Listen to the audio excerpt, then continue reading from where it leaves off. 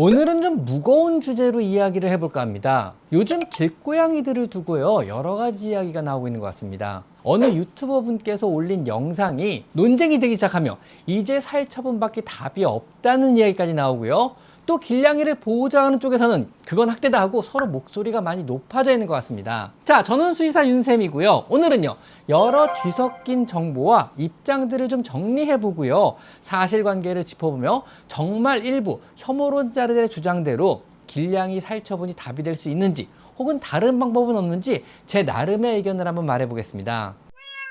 사실 저는요, 길냥이에 대한 이야기나 사회적 이슈가 나올 때마다 되도록 공론화하지 말고 조용히 있자는 주의입니다. 이야기가 공론화가 되면은요, 고양이를 싫어하는 사람들과 보호하는 사람들이 첨예하게 대립을 하게 되고요, 그 과정에서 결국은 길냥이들이 피해를 입기 때문입니다. 하지만 이번 일은요, 이미 공론화가 되고 있고요, 국회 처원까지 들어간 상황이라 조용히 있을 수만은 없다고 생각하여 제 나름의 생각을, 제 감정을 일체 배제하고 정리해서 말씀드려 보겠습니다. 그럼 먼저 지금 무슨 일이 벌어지고 있는 걸까요? 이번 논쟁의 불씨는요, 야생조류를 촬영하는 한 유튜버 영상이었습니다. 마라도에서 천연기념물인 뿔새오리를 고양이가 사냥하는 장면으로 시작해서 길냥이가 너무 많아졌다, 이제는 결단이 필요하다, 뭐 이런 내용이었죠. 이후에 국민청원이나 감사청구 같은 실제 움직임으로도 번졌고 지상파 뉴스에서까지 다뤄졌습니다. 그러면서 여러 주장들이 나오고 있는 상황입니다. 우선 첫째로요, 유튜버분의 이야기는요, 감정이 아니라 생태 문제로 보자는 겁니다. 길냥이가 새호리기라든가 하늘다람쥐 같은 멸종위기 동물을 해치고 있고,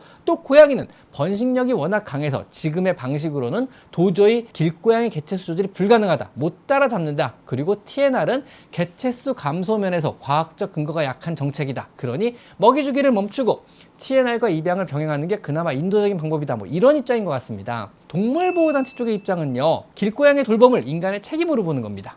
이들과의 공존이 답이며 멸종위기종이 희생되는 진짜 원인은 고양이가 아니라 우리 인간으로 인해서, 즉 도시화나 서식지 파괴가 근본적인 문제가 된다는 겁니다. 그리고 TNR은 사냥에 나서는 고양이의 수 자체를 줄이는 최소한의 장치다, 먹이 주기를 끊고 살처분으로 가는 데는 동의할 수 없다는 이런 입장입니다. 그리고 세 번째로, 이건 결이 좀 다른 목소리 같은데요, 커뮤니티 일부에서 나오는 길고양이를 유해조수로 지정해라, 길고양이는 살처분하자 같은 혐오 반응도 나오고 있는 실정입니다. 사실 자연생태계를 지키자는 생태 논리를 빌려오지만 실제로는 개체수 관리보다는요, 혐오와 제거에 가깝고요, 논리보다는 길냥이를 보호하는 사람들에 대한 어떤 적대가 깔려 있는 것 같습니다. 자, 그래서요, 제가 생각하는 문제의 쟁점을 한번 나름 정리해 보면은요, 첫 번째는 고립된 섬의 생태 문제와 열린 도시 생태 문제를 같은 선상으로 볼 것이냐, 이거 하나 하고요, 두 번째는요, TNR이 정말 효과가 있느냐 없느냐, 그리고 세 번째는요, 고양이에게 먹이를 준 행위가 고양이 개체수를 늘리는 원인이냐 아니면 관리의 수단이냐, 그리고 마지막 네 번째는요, 가장 예민한 문제인 도심 고양이 살처분이 정말 개체수를 줄이는데 효과적인 수단이냐 하는 이 네 가지 문제입니다. 자, 우선 첫째로요, 마라도나 홍도 같은 섬 문제는 인정을 합니다. 다만 도시와는 좀 많이 다릅니다. 고양이가 새를 잡는다는 것, 그리고 그게 고립된 섬에서는요, 정말 심각한 문제는 맞습니다. 마라도의 뿔새오리, 홍도의 철새처럼요, 원래 포식자가 없던 고립된 섬에 고양이가 들어가면요, 그 섬의 고유종에게는요, 재앙이 될 수밖에 없습니다. 천적이 없는 포식자가 새들을 유린하는 것은 당연합니다.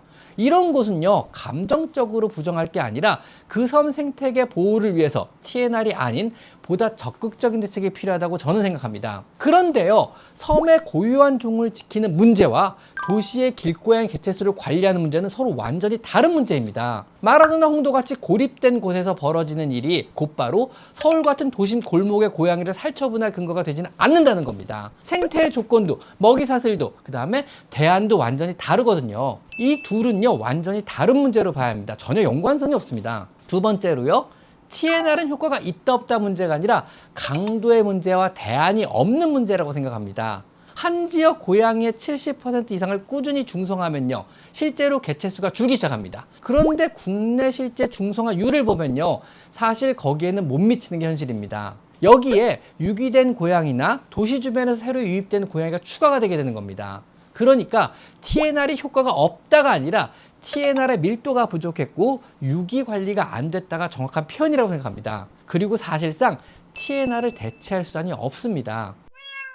세 번째로, 그런데 일부 사람들은요, TNR의 대안으로 살처분을 주장하고 있습니다. 그럼 살처분은 정말 효과가 있는 걸까요? 자, 결론부터 말씀드리면은요, 사실상 살처분은 효과가 전혀 없습니다. 사실 효과 이전에 여러 문제로 시도조차 불가능합니다. 살처분이 고양이 개체수를 확실하게 줄이는 방법이 아니냐고 반문하신 분도 계시겠지만, 그런데 실제 데이터를 보면은요, 열린 도시 생태계에서 살처분으로 고양이 수를 지속적으로 줄이는데 성공한 도시는 전 세계 어디에도 없습니다. 이건 제 감상이 아니라 여러 나라에서 실제로 시도해보고 나온 결론입니다. 첫 번째로 호주는요, 아주 오랫동안 도시 길고양이를 포획해서 안락사시키는 방식을 유지해왔습니다. 그런데 현재 학계평가는요, 개체수를 줄이는데 효과가 없었다예요. 즉, 브리즈번시의 실제 살처분 관행도 중장기적으로는요, 고양이 수를 전혀 줄이지 못했고요, 근거 기반도 정책도 굉장히 아니었다고 지적을 받고 있습니다. 그럼 왜 호주는 개체수를 줄이지 못했을까요? 주변으로부터 고양이 유입이 가능한 열린 도시에서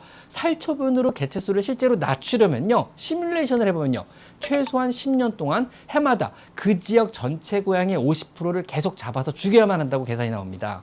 현실적으로 불가능한 숫자입니다. 게다가요, 이 일을 하는 종사자의 절반 이상이 정신적인 외상후 스트레스를 겪는다는 그런 보고서도 나왔습니다. 그 과정에서 사람도 망가지는 거죠. 또한 싱가포르는요, 수년간 도심 고양이 살처분을 강하게 했지만은요, 개체수 문제를 역지 풀지 못해서 결국은 TNR로 사업 방향을 전환했습니다. 그리고 베이징은요, 2008년에 베이징 올림픽을 앞두고 50만 마리 고양이를 대상으로 정화 작업을 했지만 4년 만에 주변에서 고양이가 다시 도심으로 유입됨으로써 50만 마리 이상의 고양이가 도심으로 들어온 것으로 알려졌습니다. 즉, 열린 도시 생태계에서 고양이 살처분이 지속적 감소로 이어진 사례는요, 전 세계 어디에서도 발견되지 않았습니다. 이런 살처분이 통한 것은 딱 한 종류였습니다. 섬같이 닫힌 생태계, 대표적으로 호주 맥쿼리 섬 같은 여러 섬에서는요, 고양이를 완전히 영구적으로 없애는 데 성공을 했습니다. 유입이 차단된 닫힌 생태계라서 주변으로부터 고양이가 다시 유입되는 진공 효과가 안 나오니까 그렇습니다. 그래서 마라도, 홍도 같은 섬에서는요,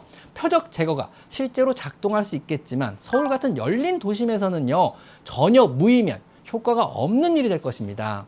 더구나 도심 살처분에는요, 역풍까지 생길 수 있습니다. 도시에서 고양이를 없애면은요, 쥐 같은 중간 포식자가 폭증을 하게 되는데 쥐도 새 둥지와 아래 고양이 못지않은 위협이 될 수 있습니다. 그래서 새를 지키고자 도시 고양이를 없앴다가 오히려 새가 더 위험해지는 역설이 실제로도 가능할 수 있습니다. 생태계는 그렇게 한 칸만 빼도 되는 단순한 구조가 아니거든요. 그리고 살처분에 가담한 사람이나 입안자, 정책을 결정한 사람, 관련 공무원분들이 수천 수만의 고양이를 10년 이상 지속적으로 살처분한 일에 계속 관여를 해야 한다면요, 과연 이분들이 괜찮을까요? SNS에 죽은 고양이들의 사진이 돌기 시작한다면요, 그 민원들과 사회적인 시선을 과연 감당할 수 있을까요? 우리 사회는요, 이런 현실을 과연 감당할 수 있을까요? 저는 불가능하다고 봅니다. 그리고 다섯 번째로요, 고양이의 먹이 준 행동이 새해 감소의 진짜 원인이 될까요? 길냥이의 먹이를 제공한 행위도요, 일반적인 사람의 인식과는 많이 다릅니다.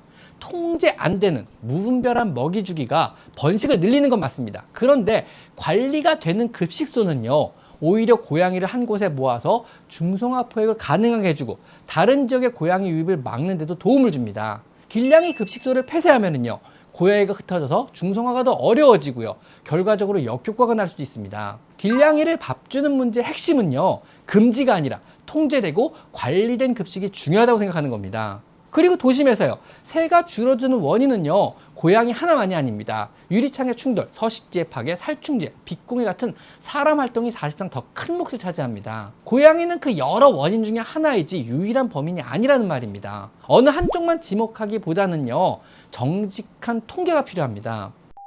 오늘 얘기는요, 제가 누구를 매장하자는 것도 혹은 고양이를 무조건 감싸자는 것도 아닙니다. 다만 섬과 도시를 구분을 하고 살처분이 효과가 없다는 인식을 가지고 어떤 것이 더 효과적인 고양이 개체수를 줄이는 방법인지 논의하는 것이 훨씬 덜 소모적이고요, 훨씬 더 생산적인 이야기를 할 수 있다고 생각합니다. 자, 지금까지 저는 수의사 윤쌤이었고요. 오늘은요, 조금 무거운 주제인 길고양이 문제를 한번 이야기해봤습니다. 제가 보통은 사회적 이슈에는 가담을 안 하고 또 언급을 회피하는 편인데 살처분 얘기도 나오고 점점 공론화가 되는 것 같아서 오늘은 한번 좀 무겁지만 말을 한번 담아봤습니다. 오늘 여기까지 마이펫 상담소 윤쌤이었습니다.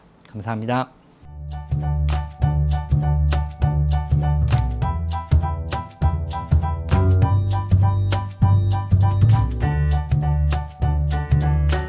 유튜브 영상 1500편의 핵심만 골라 담았습니다.